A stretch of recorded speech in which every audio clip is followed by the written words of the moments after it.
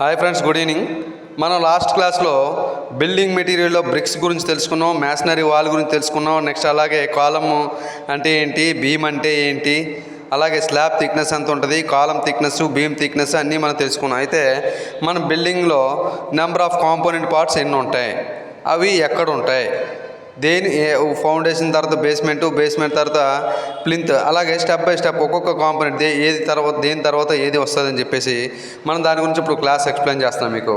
First of all వచ్చేసరికి width of the foundation యొక్క వెడల్పు మనం ఎంతవరకు చేసుకున్న తర్వాత సెకండ్ స్టెప్ ఏంటి వస్తుందంటే పీసీసీ అనమాట, కాంక్రీట్ బెడ్. పీసీసీ అంటే ఏంటి, ఇక్కడ ప్లెయిన్ సిమెంట్ కాంక్రీట్ తర్వాత మనకు వచ్చేది ఫౌండేషన్. అదే ర్యాఫ్ట్ కడతాం, కాలమ్స్ వేసే ముందు ర్యాఫ్ట్ కడతాం. సో నథింగ్ బట్ ఫౌండేషన్ అనమాట. ఈ ఫౌండేషన్ తర్వాత ఈ బిలో ది గ్రౌండ్ లెవెల్ ఏదైతే ఉందో దాన్ని మనం సబ్స్ట్రక్చర్ అని పిలవచ్చు. తర్వాత గ్రౌండ్ లెవెల్ అయిపోయింది. గ్రౌండ్ లెవెల్ తర్వాత స్టెప్స్, అంటే ఫర్ ఎంట్రీ పర్పస్ స్టెప్స్ అనమాట. స్టెప్స్ తర్వాత ప్లింత్ లెవెల్ అంటే ఫౌండేషన్ తర్వాత మనకు పునాదులు వేసిన తర్వాత గోడలు కట్టాలి. అంటే ఫౌండేషన్ తర్వాత సూపర్ స్ట్రక్చర్ కట్టాలంటే సూపర్ స్ట్రక్చర్కి ప్లింత్ వేయాలి. ప్లింత్ బీమ్ ఎందుకు ప్లేస్ చేయాలి అని డౌట్ ఉండొచ్చు. ప్లింత్ బీమ్ ఎందుకు ప్లేస్ చేయాలంటే సూపర్ స్ట్రక్చర్లోంచి వచ్చినటువంటి ఏదైతే లోడ్ ఉందో సూపర్ స్ట్రక్చర్ నుంచి ప్లింత్ లెవెల్ నుండిగా మనకు ఫౌండేషన్లోకి సమాంతరమైన లోడ్ని అనేది ఈజీలీ డిస్ట్రిబ్యూట్ చేస్తుంది అనమాట ప్లింత్. ఓకే, ప్లింత్ యొక్క వర్కింగ్ అది. నెక్స్ట్ డోర్ ఫ్రేమ్ అంటే మెయిన్ డోర్ యొక్క ఫ్రేమ్ ఈ బాటంలో ఉంటుంది, ఇది డోర్ ఫ్రేమ్ అనమాట. నెక్స్ట్ డోర్ ఫ్రేమ్ తర్వాత ఆర్సీసీ లింటెల్ దేనికి వాడతాము అంటే ప్రతి డోర్ పైన మెయిన్లీ డోర్ పైన ఒక లింటెల్ ప్లేస్ చేస్తాం. అంటే for ventilation purpose, at the same time ఏంటంటే స్లాబ్ నుంచి వచ్చినటువంటి లోడ్ని ఈజీలీగా డిస్ట్రిబ్యూట్ చేస్తుంది. అంటే డోర్ పైన పూర్తి స్థాయిలో లోడ్ పడకుండా అది సైడ్ నుంచి either right are left side నుంచి పాయింట్ లోడ్ పడుతుంది మనకి. ఎందుకంటే డోర్ ఫ్రేమ్ పైన పాయింట్ లోడ్ పడుతుంది. పాయింట్ లోడ్ అనేది లింటెల్ గుండా సైడ్కి ఈజీలీ డిస్ట్రిబ్యూట్ చేస్తుంది అనమాట. దట్ ఈజ్ లింటెల్ వర్క్ అనమాట. లింటెల్ తర్వాత వెదర్ షెడ్ అంటే విండోస్ పైన ఇదనమాట.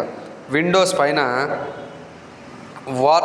రైన్ వాటర్ నుంచి లోపలికి ఎంట్రీ అవ్వకుండా ఈ వెదర్ షెడ్ అని కాపాడుతుంది అనమాట.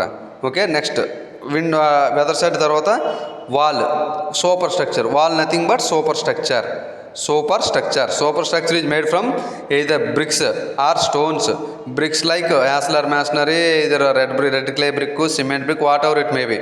ఓకే, తర్వాత కార్బల్ అనేది వన్ ఆఫ్ ది స్లాబ్కి ఇక్కడ ఉన్నటువంటి వాల్కి సపోర్టెడ్ అనమాట. కార్బల్ అనేది for load bearing purpose design చేస్తాం. కార్బల్ తర్వాత స్ట్రింగ్ కోర్స్ అనమాట. స్ట్రింగ్ కోర్స్ అని దేని ప్లేస్ చేస్తారంటే స్ట్రింగ్ కోర్స్ ఆర్కిటెక్చరల్ పర్పస్ అనమాట. స్ట్రింగ్ కోర్స్ తర్వాత slab what is the thickness of the slab అని చెప్పి పాలిటెక్నికల్ ఒక 3 మార్క్స్ క్వశ్చన్ ఉంటుంది. ఆ స్లాబ్ థిక్నెస్ ఎంత అంటే 120 to 150 mm స్లాబ్ థిక్నెస్ అనమాట. Slab thickness depending upon the based on the structure అనమాట. అంటే యాక్చువల్గా standard size 120 to 150 mm. But ఏంటంటే G+3, G+4, G+5, G+6 అంటే ground level plus 6th floor, 7th floor, 8th floor place చేసేటప్పుడు slab యొక్క thickness అనేది కింద కాలమ్ బేస్ చేసుకొని థిక్నెస్ కూడా చేంజ్ చేస్తాను అనమాట. So slab complete. Next slab తర్వాత సిల్ స్ట్రక్చర్ సపోర్ట్ అంటే మనకి స్లాబ్ కంప్లీట్. స్లాబ్ అంటే సన్స్లేట్ టైప్ అనమాట. ఏంటి సన్స్లేట్ టైప్. ఈ స్లాబ్ అంటే ఇక్కడికి వచ్చేసరికి సన్స్లేట్ మనకు వాల్ పైన సన్స్లేట్ వస్తుంది. సన్స్లేట్ యొక్క థిక్నెస్ ఇదనమాట. ఓకే, నెక్స్ట్ సన్స్లేట్ తర్వాత సిల్ లెవెల్ వస్తుంది. స్లాబ్ సిల్ లెవెల్ అంటే థిక్నెస్ వచ్చేసరికి 120 mm to 130 mm ఉంటుంది అనమాట. సిల్ లెవెల్ థిక్నెస్ అంటే బెల్ట్ బీమ్ టైప్ అనమాట ఇది కూడా. ఓకే, స్ట్రక్చరల్ సపోర్ట్ ఇది. సిల్ లెవెల్ అంటే స్ట్రక్చరల్ సపోర్ట్ కోసం ఇది వాడతారు. Next window frame. ఇది విండో ఫ్రేమ్ అంటారు. విండో ఫ్రేమ్ యొక్క యాక్చువల్ డైమెన్షన్ ఎంత ఉంటుందంటే ఒక విండో ఫ్రేమ్ యొక్క 1 meter into 1.2 meter అనమాట. విండో ఫ్రేమ్ యొక్క standard dimension 1 meter into 1.2 meter. Next వచ్చేసరికి రివీల్ అంటే ఏంటంటే 2 విండోస్ ఇలా క్లోజ్ అవుతాయి, ఇలా క్లోజ్ ఓపెన్ అవుతాయి. ఈ మధ్యనటువంటి ఈ యాంగిల్ ఏదైతే ఉందో ఈ 90 degrees యాంగిల్ని రివీల్ అంటాం అనమాట మనం. ఓకే. తర్వాత వెదర్ సైడ్ అని ఆల్రెడీ చెప్పాను, డిస్కస్ చేసాం. వెదర్ సైడ్ దేనికంటే రైన్ వాటర్ అనేది లోపలికి ఎంట్రీ అవ్వకుండా వెదర్ సైడ్ ఉంటుంది అనమాట. నెక్స్ట్ అది అయిపోయిన తర్వాత ఆర్సీసీ స్లాబ్ అనమాట.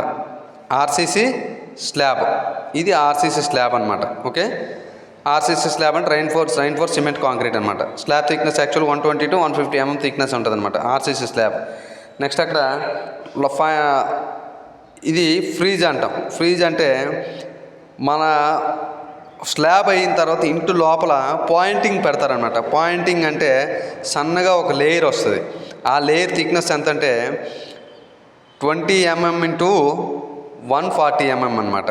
అంటే 22 సెంటీమీటర్ల థిక్నెస్ ఉంటుంది, అలాగే 20 సెంటీమీటర్లు వెడల్పు ఉంటుంది అనమాట. అదే వెడల్పు నథింగ్ బట్ ఇక్కడ హైట్ వస్తుంది అనమాట.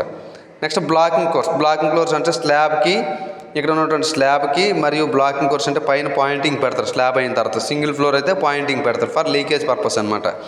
ఓకే. నెక్స్ట్ కోపింగ్ అంటే ఫ్రీ ఫ్రమ్ సీపేజ్. అంటే కాలమ్స్ ఏమైనా సెకండ్ ఫ్లోర్ కడదాం అనుకుంటే పైకి కాలమ్స్ ప్రొజెక్ట్ చేసి ఉంచేస్తే దానిపైన ఒక టోపీ మాదిరిగా కోపింగ్ అని పెడతారు.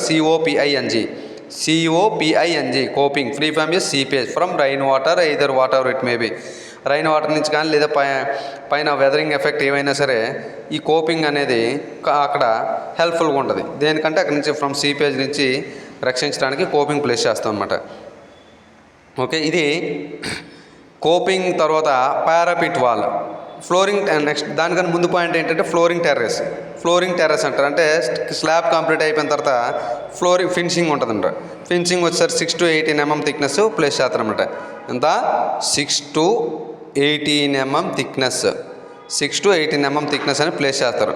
దీనికి ఫ్లోరింగ్ టెర్రస్. తర్వాత పారాపిట్ వాల్ ఇది finally parapet wall. What is the height of the parapet wall అంటే 0.75 to 0.9 అనమాట.